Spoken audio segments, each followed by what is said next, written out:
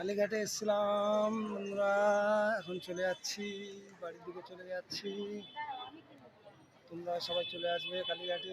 দেখো চলে যাচ্ছি, এটা নতুন কাজ হচ্ছে এখানটা, ঠিক আছে। রাস্তাতে কাজ হচ্ছে, এখন চলে যাচ্ছি বাড়ির দিকে। মায়ের দর্শন করতে পারলাম না, খুব কষ্ট থাকলো, খুব লোকের ভিড় আছে, তার জন্য দর্শনটা করতে পারলাম না, তাই চলে যেতে হচ্ছে। ঠিক আছে, চলে যাচ্ছি বন্ধুরা, কিছু মনে করবে না তোমরা কেউ যে মাকে দেখাতে পারলাম না তোমাদেরকে। এটা খুব কষ্ট থাকলো, আমার মাকে দেখাতে পারলাম না তোমাদেরকে সবাইকে, তাই কষ্ট থাকলো বন্ধুরা, তাই ফিরে যেতে হচ্ছে।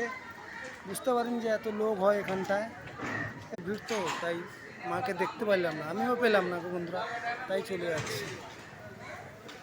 পরে একদিন আসবো, এসে মাকে দেখাবো তোমাদেরকে সবাই বন্ধুরা।